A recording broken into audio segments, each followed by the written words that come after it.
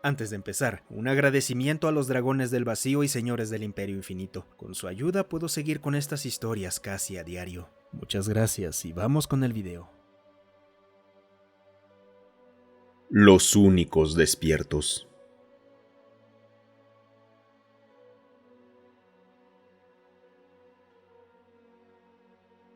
La paradoja de Fermi. A principios de los 3000, la humanidad se había unido bajo la Comunidad Internacional de la Humanidad, una agrupación federal flexible de todas sus entidades políticas y corporativas. La CI gradualmente se expandió fuera del sistema solar y a lo largo de un milenio colonizó una vasta extensión de 28 sistemas estelares. Para entonces, la humanidad había entrado en una efectiva edad dorada de la civilización, convirtiéndose en seres prácticamente inmortales, superinteligentes y capaces de prácticamente cualquier hazaña. La humanidad apenas se parecía a su forma terrestre original, o al menos había dejado atrás esa forma. El hombre había trascendido.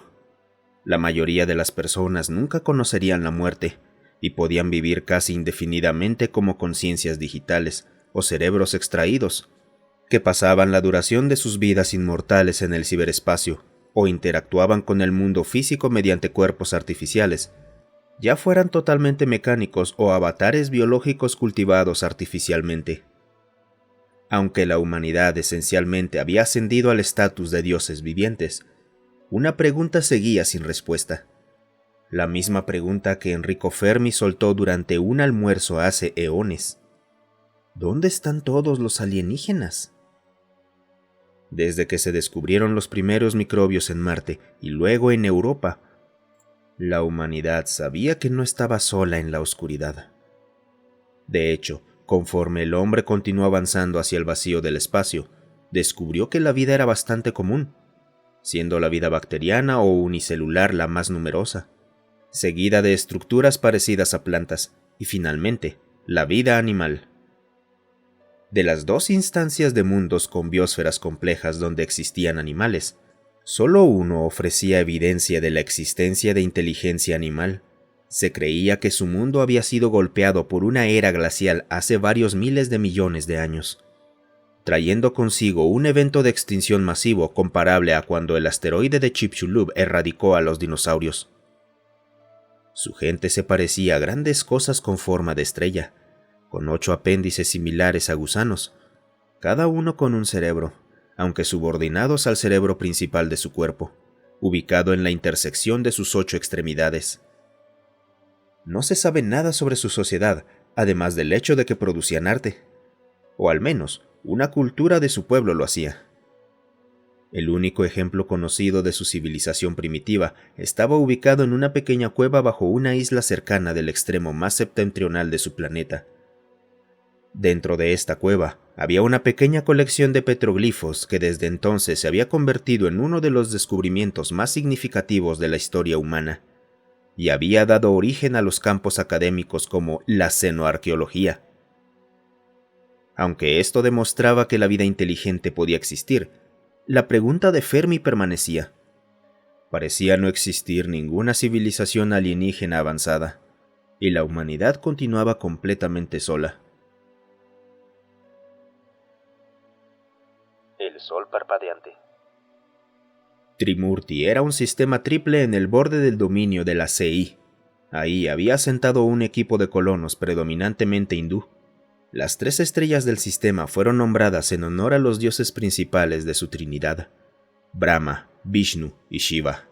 Como la mayoría de los sistemas triples, Trimurti consistía en 2 estrellas orbitándose mutuamente, Brahma y Shiva, con una estrella externa orbitando a estas 2, Vishnu. Los colonos originales de Trimurti disfrutaban la poesía de que la estabilidad del sistema fuera otorgada por la órbita de Vishnu, mientras la órbita interna era la danza constante de la creación, Brahma, y la destrucción, Shiva.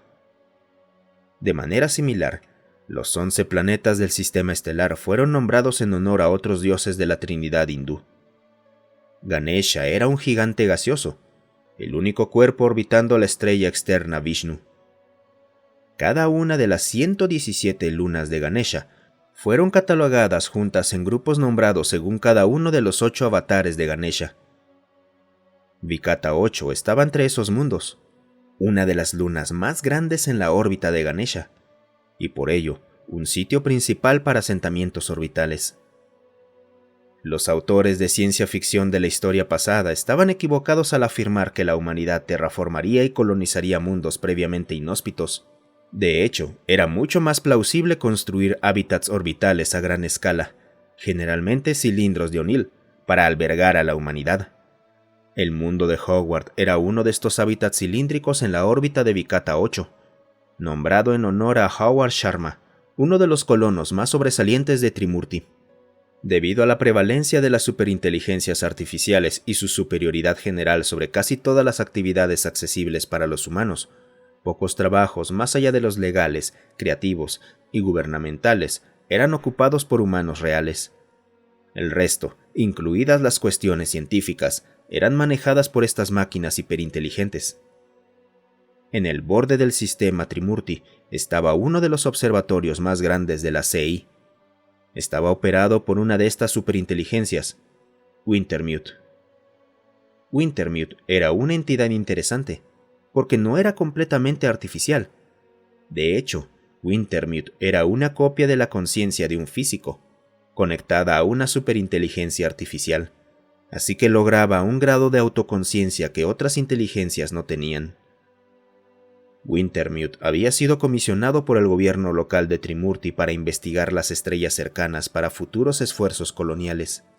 Esto incluía el despliegue de varias miles de sondas, las cuales observarían una estrella en particular, retransmitiendo su información de regreso a Trimurti y a Wintermute. Solo una de las estrellas era relevante para Wintermute, la estrella llamada Klaus. Era una estrella de secuencia principal tipo M, aproximadamente 3/4 del tamaño del Sol. Habría sido irrelevante, de no ser porque estaba parpadeando. A lo largo de los 200 años de observación de Wintermute, en intervalos aparentemente aleatorios, Klaus se atenuaba y luego se iluminaba, como si un grupo de objetos pasara frente a ella. Wintermute notó que, a lo largo de los 2 siglos, los periodos de atenuación crecían en intensidad y duraban más, como si más y más objetos aparecieran frente a ella. Wintermute creyó que la respuesta eran asteroides, pero sentía curiosidad por qué se estaban duplicando a un ritmo tan notable. Motivado por la curiosidad, contactó con un viejo amigo suyo, Dudley Kaplan, el presidente de Trimurti, pidiéndole financiamiento para investigar el misterio del parpadeo de la estrella de Klaus. La estrella de Klaus. Después de obtener el financiamiento, Wintermute copió su conciencia, dando origen a Wintermute 1, e implantó un psicoclon en una sonda espacial profunda especialmente diseñada, la cual viajaría en una odisea de 500 años a través del espacio para encontrar una explicación al extraño comportamiento de la estrella. Durante 5 siglos, Wintermute 1 estuvo desconectado. El reactor de fusión de la sonda estaba enfocado en alimentar a los propulsores. Él sabía desde el inicio de su misión que su vida sería bastante corta. De hecho, había muy poco combustible para permitir un viaje de regreso, y había poca necesidad de su retorno seguro. Era prescindible. Llegaría a la estrella de Klaus, determinaría por qué la estrella parpadeaba, enviaría sus descubrimientos de regreso a Trimurti, y luego cesaría sus funciones. Solo despertaría para su corta vida cuando los paneles solares montados en la sonda recibieran la luz de la estrella de Klaus. Después de 5 siglos de sueño, Wintermute 1 lentamente cobró conciencia. Su despertar fue alimentado por la estrella de Klaus golpeando sus paneles solares. Estaban avanzando lentamente a través de la órbita exterior de la estrella, pasando 3 gigantes gaseosos y 2 gigantes rocosos mientras avanzaba gradualmente hacia la estrella. Uno de estos planetas parecía soportar una biosfera, y efectivamente, había objetos pasando frente a ella, pero no eran asteroides. Los únicos despiertos. Era un enjambre Stapledon, Tomó 5 años determinar con precisión qué eran los objetos de la estrella de Klaus, pero el descubrimiento resultaría ser uno de los más significativos en la historia humana. Wintermuth I descubrió que el mundo que hospedaba una biosfera, uno que él nombró Mundo Wintermuth I, era el hogar de vida inteligente, o al menos lo había sido. Había unas cuantas ruinas antiguas, pero el mundo había sido entregado efectivamente a la naturaleza. Los objetos que pasaban frente a la estrella de Klaus se parecían a largas cajas plateadas y negras por todos lados, excepto el que miraba hacia la estrella, el cual estaba cubierto con paneles solares densamente compactados, aparentemente usados para alimentar las cajas negras en la órbita. Cada una irradiaba frecuencia de radio entre sí y al sistema en general. Wintermuth I descubrió que el sistema estelar estaba lleno de vida, aunque vida mecánica. Drones mineros automatizados que cosechaban el cinturón de asteroides para construir nuevos objetos de la estrella de Klaus. Eso explicaba por qué estaban incrementándose en número. La órbita de la estrella todavía estaba en construcción, y lo había estado durante la mayor parte del último milenio. Los drones probablemente eran controlados por las frecuencias de radio emitidas por los objetos. Wintermuth sintió curiosidad por saber por qué los drones no lo habían atacado. Los drones que había observado atacar asteroides potencialmente peligrosos solo se interesaron en él cuando se acercó a uno de los objetos. En sus observaciones, se topó con un objeto viejo y abandonado, descartado y dañado. Estaba flotando perezosamente como escombro en la órbita de la estrella de Klaus. Se sorprendió al descubrir que este objeto destrozado albergaba dentro de sí una enorme estructura que parecía funcionar como un sistema de almacenamiento de datos, o al menos era una estructura similar a las bóvedas de datos que la humanidad había construido. No pudo acceder a ellas. Los mensajes que eran transmitidos y recibidos por cada objeto estaban en un lenguaje completamente incomprensible para él. No era similar a ningún lenguaje natural ni computacional que la humanidad hubiera formalizado. Tomó varias décadas, pero Wintermuth I determinó que los antiguos habitantes de ese planeta, quienes erigieron el enjambre Stapledon en la órbita de la estrella de Klaus, no eran como las desafortunadas criaturas con forma de estrella que la CI conocía. La vida inteligente del mundo Wintermuth I no estaba ausente por extinción, sino por trascendencia. Los objetos eran estas antiguas personas, albergando sus conciencias por una eternidad dentro del ciberespacio, disfrutando paisajes de sueño virtual de su propio diseño. Este enjambre eran 1.000 millones de satélites en órbita de la estrella, cosechando su energía para alimentar los sueños cibernéticos de su antigua población. Quizás, se preguntó Wintermuth I, esta era la razón por la cual la humanidad era única en el universo.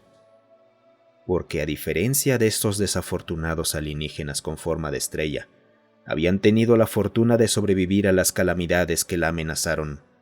Y a diferencia de los alienígenas de la estrella de Klaus, habían resistido la tentación de construir un vasto y agradable mundo virtual, alimentado por la luz de una estrella, en vez de explorar el cosmos, de crear un imperio estelar.